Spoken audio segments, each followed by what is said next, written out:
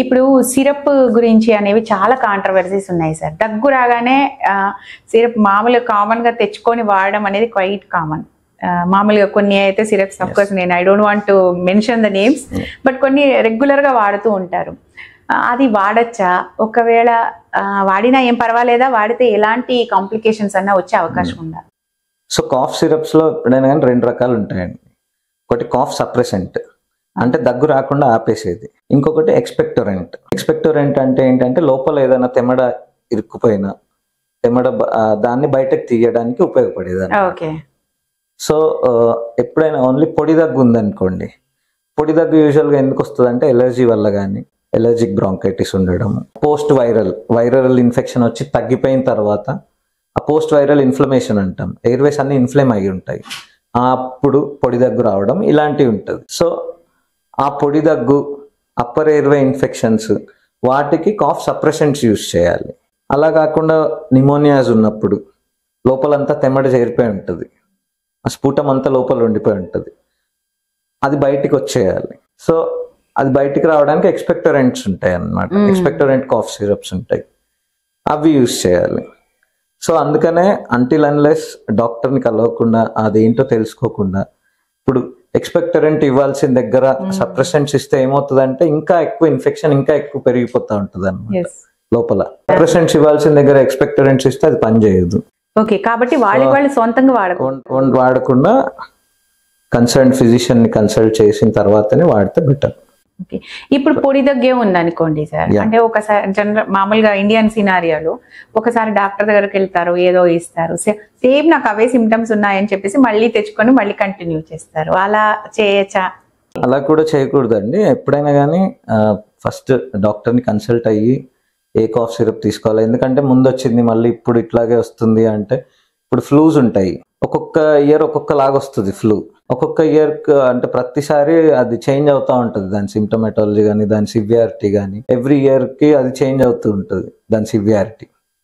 So అందుకని initial గా flus ఎప్పుడు డ్రై కాఫ్ తోనే స్టార్ట్ అవుతాయి, తర్వాత మళ్ళీ లంగ్స్ ఇన్వాల్వ్ అయ్యి మళ్ళీ ఇది స్ఫుటంతో వచ్చే కాఫ్ ఇవన్నీ వస్తుంటాయి అన్నమాట.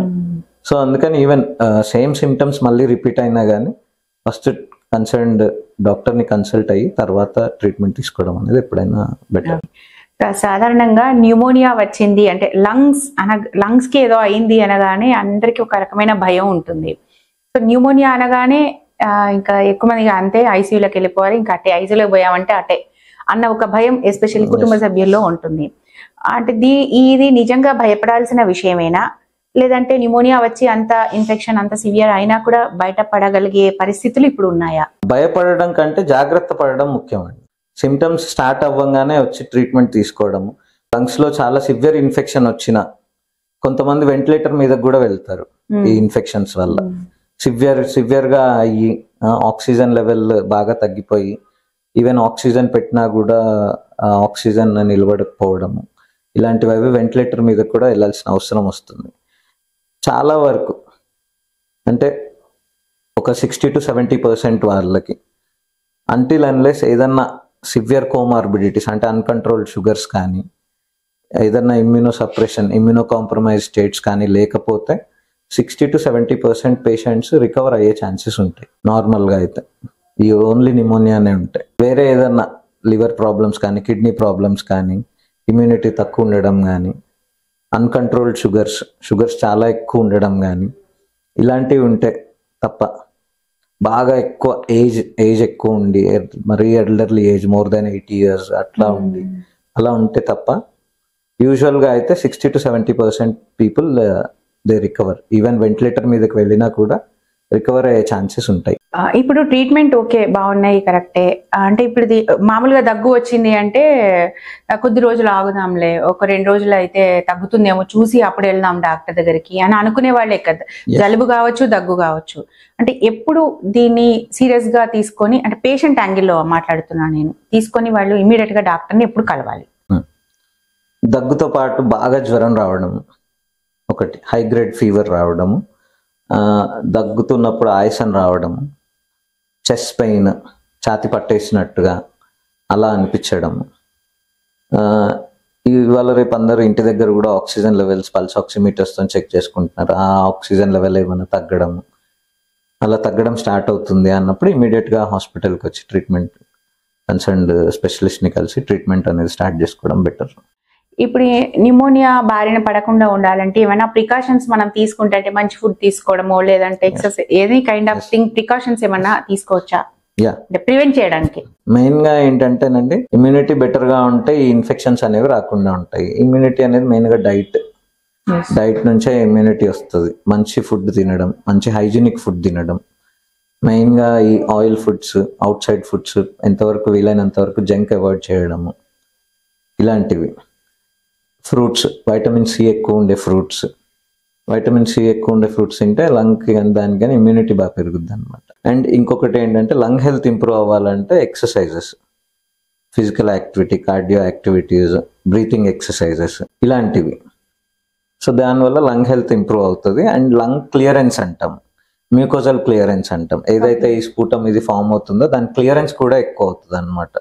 సో ఆ క్లియరెన్స్ ఎక్కువ అవడం వల్ల అంత తొందరగా ఇన్ఫెక్షన్స్ రాకుండా ఉంటాయి.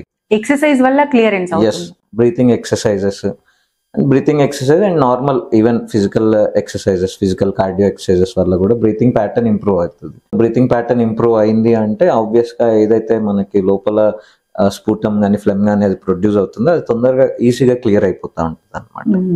సో అట్లా క్లియర్ అవడం వల్ల కూడా ఈ ఇన్ఫెక్షన్ రిస్క్ అనేది చాలా వరకు తగ్గుతుంది. ఓకే, అంటే ఇప్పుడు ప్రాణాయామ కూడా ఒకటి చాలా హెల్ప్ చేస్తుంది అంటారు. Breathing exercises, one of pranayama is also very good breathing exercise. Anulom Vilom చేయడము ఇలాంటివి అన్ని చాలా యూజ్ అవుతాయి అన్నమాట. ఈ కోవిడ్ టైంలో ఏదో అల్లం కషాయాలు అవి ఏవేవో చెప్పారు కదా ఇమ్యూనిటీ కోసం, వాటి గురించి మీరేమంటారు సార్? యాక్చువల్ గా అంటే హోమ్ రెమెడీస్ ఉన్నాయి చాలానే ఇమ్యూనిటీ ఇంప్రూవ్ చేయడానికి బాడీలో. బట్ లైక్ ఆ కోవిడ్ టైంలో చెప్పిన అన్ని కాకపోయినా కానీ దేర్ ఆర్ ఫ్యూ థింగ్స్ అన్నమాట. Like ginger and turmeric add చేసుకోవడము ఏదైనా హాట్ డ్రింక్స్ లో, ఈవెన్ టీస్ లో, వాటిలో లెమన్ టీస్ లో, వాటిలో లెమన్ అంటే ఈవెన్ విటమిన్ సి.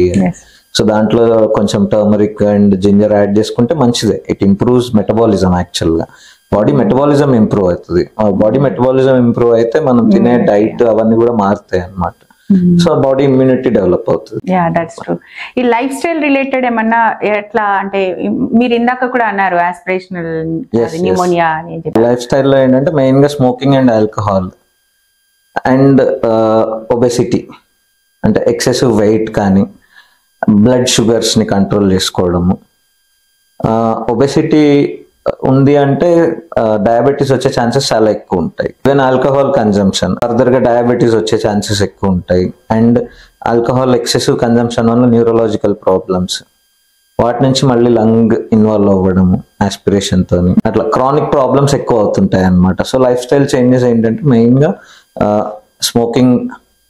స్మోకింగ్ అనేది ఓన్లీ నిమోనియాకే కాదు, even lung cancer, chronic obstructive pulmonary disease, chronic bronchitis ఇవన్నీ వచ్చే రిస్క్ కూడా ఎక్కువ అవుతుంది అనమాట స్మోకింగ్ తోని. అండ్ ఆల్కహాల్ అయితే మళ్ళీ weight gain and aspiration pneumonia వచ్చే ఛాన్సెస్ ఎక్కువ అవ్వడము, లివర్ ప్రాబ్లమ్స్ నుంచి మళ్ళీ లంగ్ ఇన్వాల్వ్ అవ్వడం. సో ఇవన్నీ ఉంటాయి అన్నమాట. ఏ ప్రాబ్లం నుంచి అయినా లంగ్ ఇన్వాల్వ్ అవ్వచ్చు. డెఫినెట్ గా కిడ్నీ ప్రాబ్లం ఉన్నా లంగ్ ఇన్వాల్వ్ అవుతుంది, హార్ట్ ప్రాబ్లం ఉన్నా లంగ్ ఇన్వాల్వ్ అవుతుంది, లివర్ ప్రాబ్లం ఉన్నా లంగ్ ఇన్వాల్వ్ అవుతుంది. కొన్ని ఇన్ఫెక్షన్స్ ఒకసారి వస్తే మళ్ళీ రావు అని చెప్తూ ఉంటారు. మరి లంగ్స్ కి సంబంధించినవి కూడా అంటే especially I'm asking about bacterial infection, pneumococcal కానీ మైకోబాక్టీరియం కానీ ఈ బ్యాక్టీరియల్ ఇన్ఫెక్షన్స్ కనుక ఇన్వాల్వ్ అయితే మళ్ళీ న్యూమోనియా రాకుండా ఉంటుంది ఒకసారి వస్తే, అలాంటిది ఏమైనా ఉందా? సెకండరీ ఇన్ఫెక్షన్స్ వస్తాయి? అలా ఏమి ఉండదండి. సెకండరీ ఇన్ఫెక్షన్స్ వచ్చే ఛాన్సెస్ ఉంటాయి. ఎందుకంటే చాలా రకాల బ్యాక్టీరియా ఉంటాయి, లంగ్ ఇన్ఫెక్ట్ చేసే బ్యాక్టీరియాలు. ఈసారి ఒక బ్యాక్టీరియా వచ్చింది అనుకోండి, నెక్స్ట్ టైం ఇంకో బ్యాక్టీరియా రావచ్చు. కాకపోతే ఏమవుతుందంటే వెంటనే వచ్చే ఛాన్సెస్ చాలా తక్కువ, వెంటనే రాకపోవచ్చు. కాకపోతే ఒక్కసారి ఇన్ఫెక్షన్ లంగ్ లో వచ్చింది అంటే మళ్ళీ వచ్చే రిస్క్ ఉంటుంది. ఈవెన్ ఇది కంప్లీట్ గా ట్రీట్మెంట్ ఇచ్చిన తర్వాత అయినా కానీ వచ్చే రిస్క్ ఉంటుంది.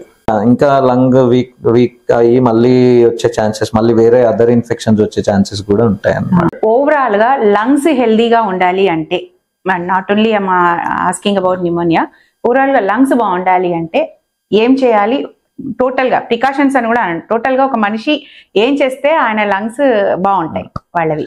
సో ఒకటి మంచి hygienic diet, fruits, vitamin C ఎక్కువ ఉన్న fruits, and iron rich foods, dry fruits అట్లా, అండ్ పొల్యూషన్కి కానీ, డస్ట్కి కానీ, స్మోక్కి కానీ వాటికి ఎక్కువగా ఎక్స్పోజ్ అవ్వకుండా ఉండడం.